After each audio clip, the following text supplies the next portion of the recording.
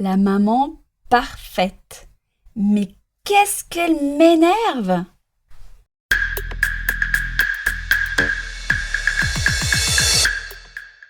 Bienvenue dans Daronnade de comptoir, le podcast participatif des darons et daronnes.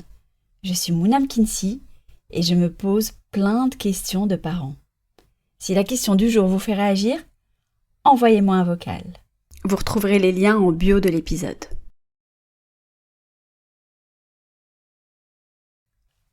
Aujourd'hui, je me demande pourquoi les mamans parfaites énervent tant.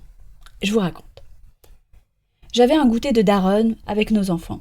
Ça discute de tout, de rien, puis vient un moment où l'une des copines parle d'une autre maman, qui n'est pas avec nous. Et elle n'a pas l'air de la porter dans son cœur.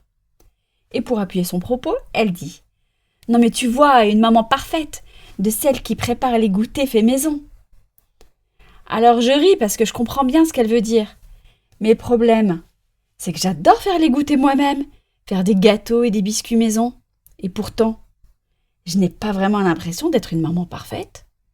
Et je vois bien que dans le regard des autres, je fais partie de ce clan tant détesté, des daronnes qui ne sont pas essoufflées. Alors je vous propose, en tant que daronne parfaite, qui déteste les daronnes parfaites, de creuser un petit peu. Avant de commencer, ça veut dire quoi, être une maman parfaite?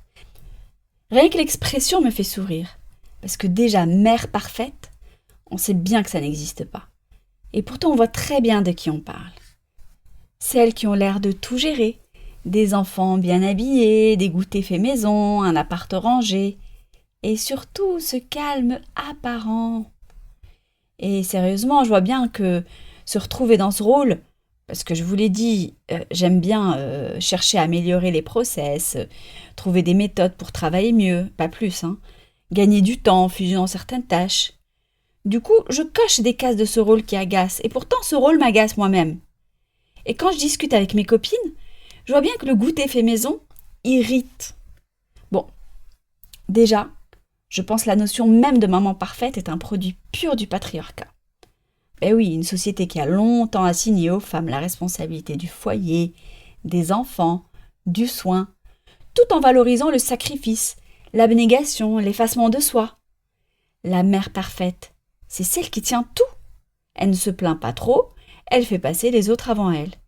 Et bizarrement, cette perfection-là ne concerne presque jamais les papas. On applaudit encore les hommes qui aident, qui remplissent simplement leur rôle de coparents, alors qu'on attend des femmes qu'elles assurent naturellement. Alors quand une mère semble parfaite, elle incarne malgré elle finalement une norme patriarcale, celle d'une maternité totale, silencieuse, performante. Et du coup, c'est pas étonnant que ça nous mette en colère parce que ce modèle est impossible. On bosse toute la journée et quand on rentre à la maison doit être déjà propre et le dîner déjà prêt. Bon, mission impossible.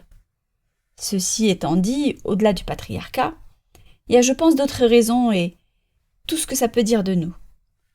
La comparaison.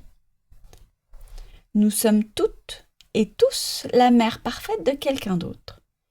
Il y a forcément quelqu'un, quelque part, une mère qui te regarde en se disant « elle gère ». Alors que moi, à l'intérieur, je doute, je bricole, je fais comme je peux, mais surtout, qu'est-ce que ça peut nous foutre qu'elles assurent? Ce n'est pas parce qu'elles assurent que nous, non. Et puis, elles n'ont rien fait, ni à moi, ni aux autres mamans. Elles ne savent même pas ce que je fais. Elles ne me jugent donc pas. Elles ne font aucune remarque. Elles vivent leur vie, quoi. Je pense que la mère parfaite, c'est celle qui se sent la moins parfaite. C'est celle qui essaye, celle qui tient, qui se débrouille et qui galère parfois en silence. Et si elle frime, et je mets le mot frime entre guillemets, si elle montre le meilleur, je crois que c'est pas forcément pour écraser les autres. Je crois que c'est souvent pour se rassurer elle-même. Parce que la parentalité, ça fragilise, ça met à nu et ça fait douter. Et afficher que ça va, que ça roule, que tout est sous contrôle, c'est parfois une manière de se dire à soi-même « Regarde, tu y arrives ». Alors pourquoi, malgré tout, ça nous énerve? Je crois que ce n'est pas tant elle qui nous énerve. C'est ce que ça réveille en nous. Nos propres insécurités, notre fatigue, nos renoncements, nos « je devrais peut-être faire ça ». La mère parfaite nous renvoie parfois l'image de ce qu'on aimerait être ou de ce qu'on n'a plus l'énergie d'être. C'est une sorte de miroir. Il y a aussi un autre truc, un peu plus inconfortable. Parce que ce qui nous énerve, c'est que ça a l'air facile chez elle. Même si on sait que ce n'est qu'une façade, le simple fait que ça ait l'air fluide peut être insupportable. Quand chez nous, tout semble compliqué. Mais ça, il n'y a que nous qui le savons. Et je crois qu'il y a un piège. Le piège, c'est de transformer ces mères-là en ennemis symboliques, comme si elles étaient responsables de la pression qu'on ressent. Alors qu'en réalité, la pression, elles la vivent aussi.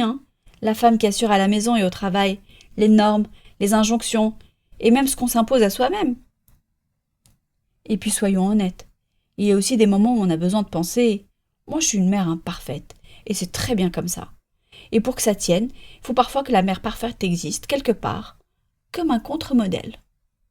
Ce qui me touche, c'est de me rappeler que derrière cette image, il y a presque toujours une femme qui doute autant que moi, qui se demande si elle fait bien, qui a peur de mal faire, et qui se compare aussi.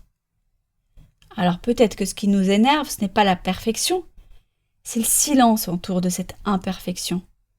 Parce que si on voyait plus souvent les coulisses, les ratés, les contradictions, peut-être que l'image serait moins lourde à porter.